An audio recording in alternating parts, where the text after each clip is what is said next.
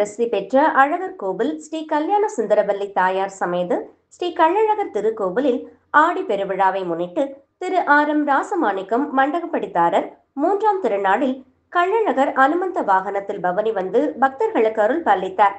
இவ்விழா கடந்த 1ஆம் தேதியன்று கொடியேற்றத்துடன் துவங்கி நடைபெற்று வருகிறது.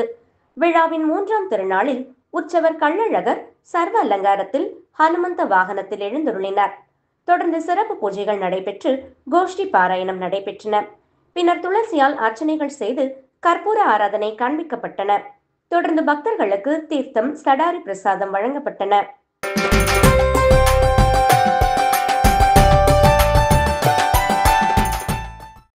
திண்டுக்கல் மாவட்டம் ஒட்டன்சத்திரம் அருகே உள்ள சோத்தால் நாயக்கன் கோம்பை பகுதியில் தானா வளர்ந்த தாளமடை சுயம்பு கருப்பண சுவாமி மற்றும் ஸ்ரீ நீலமலையாண்டி சாமி, ஸ்ரீ நாகம்மாள் ஆகிய கோவில்களில் ஆடிப்பெருக்கை முன்னிட்டு கொடுமுடியிலிருந்து தீர்த்த காவடிகள் எடுத்து வரப்பட்டு கிணத்துப்பட்டியில் இருந்து ஸ்ரீ நீலமலையாண்டி சிலையுடன் தீர்த்த காவடிகள் ஊர்வலமாக அழைத்து வரப்பட்டு ஸ்ரீ நீலமலையாண்டி சுவாமிக்கு தீர்த்தம் செலுத்தப்பட்டு அபிஷேக ஆராதனை செய்யப்பட்டது. அதனைத் தொடர்ந்து ஸ்ரீ தாளமடை சுயம்பு கருப்பண சுவாமிக்கும் தீர்த்தம் செலுத்தப்பட்டு அபிஷேக ஆராதனைகள் நடந்தது. இந்த தானா வளர்ந்த தாளமடை சுயம்பு கருப்பண சுவாமி சுமார் 200 ஆண்டுகள் பழமை வாய்ந்தது. இந்த கோவிலில் பக்தர்கள் வைக்கும் கோரிக்கைகள் அனைத்தும் நிறைவேறும் பட்சத்தில் நேர்த்தி கடனாக ஆட்டுக்கிடாய் பலி கொடுப்பதாக வேண்டிக் கொள்வார்கள். அப்படி கோரிக்கைகள் நிறைவேறிய பக்தர்கள் வழங்கும் கிடாய்களை ஆடி மாதம் 18ஆம் நாள் ஆடிப்பெருக்கை முன்னிட்டு கருப்பண சுவாமிக்கு பலி கொடுப்பது வழக்கம். அதன் பேரில் இந்த ஆண்டு பக்தர்கள் வழங்கிய 300க்கு மேற்பட்ட ஆட்டுக்கிடாய்கள் பலி கொடுக்கப்பட்டு பக்தர்களுக்கு அன்னதானமாக வழங்கப்பட்டது. இந்த விழாவில் திண்டுக்கல், தேனி, மதுரை, திருப்பூர் உள்ளிட்ட பகுதிகளைச் சேர்ந்து சுமார் 10,000க்கு மேற்பட்ட பக்தர்கள் கலந்து கொண்டு சுவாமி தரிசனம் செய்து அன்னதானத்தில் கலந்து கொண்டனர்.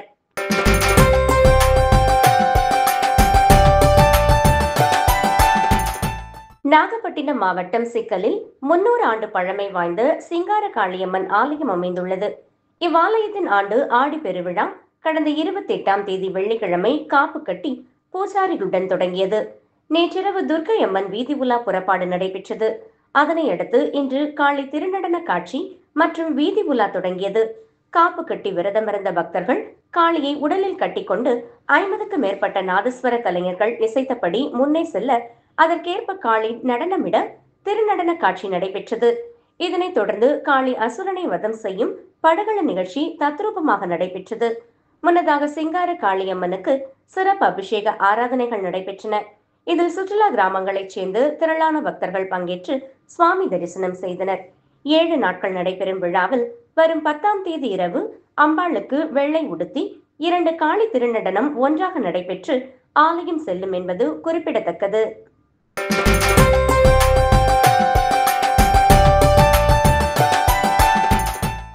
மயிலாடுதுறை மாவட்டம் மயிலாடுதுறை அடுத்த தர்மபுரத்தில் 16ஆம் நூற்றாண்டைச் சேர்ந்த சைவாதீன திருமணம் அமைந்துள்ளது. மடத்தின் 27வது குருமகா சன்னிதானம் ஸ்ரீ மாசிலாமணி தேசிக ஞானசம்பந்த பரமாச்சாரிய சுவாமிகளின் 60ஆம் ஆண்டு பூர்த்தியை முன்னிட்டு பழமை வாய்ந்த 108 சிவாலயங்களில் ருத்ர ஹோமம் மற்றும் ருத்ர அபிஷேகம் நடைபெற்று வருகிறது.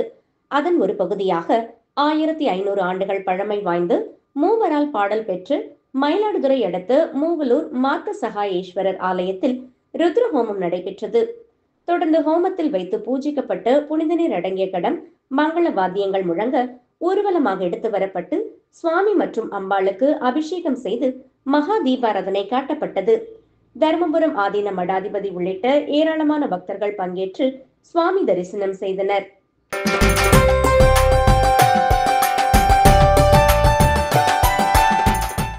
விழுப்புரம் மாவட்டம் மேல்மலையனூர் வட்டம் கிழவம்பூண்டி கிராமத்தில் அமைந்துள்ள அருள்மிகு முனீஸ்வரன் மற்றும் அம்மச்சாரம்மன் திருக்கோவிலின் மகா கும்பாபிஷேக விழா வெகு விமர்சையாக நடைபெற்றது.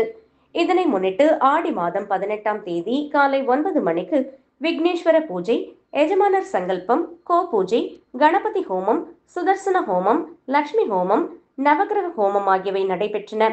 பின்னர் சுவாமி சிலைகளுக்கு கரிகோல ஊர்வலம் எடுத்து செல்லப்பட்டது.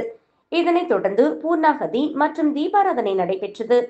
சிறப்பு ஹோமங்கள் நடைபெற்று பூர்ணாகதி முடிவில் கடம் புறப்பாடு மேளதாளங்கள் முழங்க திருக்கோவில் வளாகத்தில் வலம் வந்து அருள்மிகு முனீஸ்வரர் மற்றும் அம்மச்சாரம்மன் குதிரை வாகனங்களுக்கு புனித நீர் ஊற்றி மகா கும்பாபிஷேகம் நடைபெற்றது. பின்னர் மகா தீபாராதனை காண்பிக்கப்பட்டது. நிகழ்ச்சியில் ஏராளமான பக்தர்கள் கலந்து கொண்டு சுவாமி தரிசனம் செய்தனர். பொதுமக்களுக்கு திருக்கோவில் சார்பில் அன்னதானம் வழங்கப்பட்டது. நிகழ்ச்சி ஏற்பாடுகளில் குலதெய்வ வழிபாட்டு குழுவினர் மற்றும் கிழவம்பூண்டி கிராம பொதுமக்கள் இணைந்து செய்திருந்தனர்.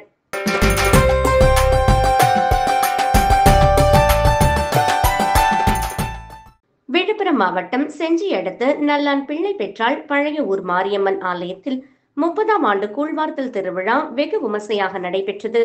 காலை அம்மனுக்கு பல வகை வாசனை திரவியங்கள் கொண்டு சிறப்பு அபிஷேகம் மற்றும் சந்தனக்காப்பு அலங்காரம், சிறப்பு அலங்காரம் செய்யப்பட்டு மகா தீபாராதனை நடைபெற்றது.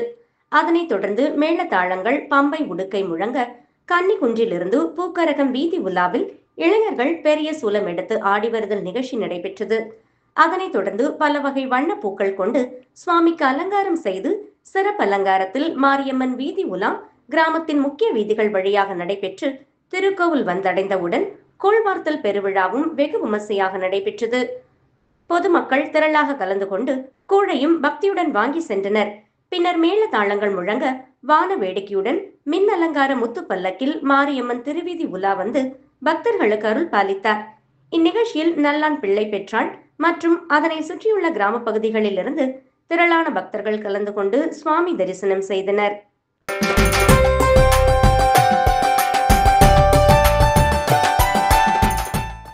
திருப்பதி ஏழுமலையான் கோவிலில் ஒவ்வொரு ஆண்டும் ஆண்டுக்கு ஒரு முறை 3 நாட்கள் பவித்ர உற்சவம் நடைபெறும். இந்த ஆண்டிற்கான பவித்ர உற்சவம் இன்று துவங்கி நாளை மறுநாள் வரை நடைபெற உள்ளது. பவித்ர உற்சவத்தின் முதல் நாளான இன்று கோவிலில் உள்ள கல்யாண உற்சவ மண்டபத்தில் ஸ்ரீதேவி பூதேவி சமேத மலையப்ப சுவாமிக்கு பால், தயிர், வெண்ணெய், தேன் ஆகியவை உள்ளிட்டு பல்வேறு வகையான திரவியங்களால் சிறப்பு அபிஷேகம் மேற்கொள்ளப்பட்டது. தொடர்ந்து கோவில் அர்ச்சகர்கள் ஆகம விதிமுறைகளின்படி பவித்ர பிரதிஷ்டை செய்தனர். உற்சவத்தில் 2ஆம் நாளான நாளை பவித்ர ஆவாகனம், நாளை மறுநாள் பவித்ர பூர்ணாகதி ஆகியவை நடைபெற உள்ளன.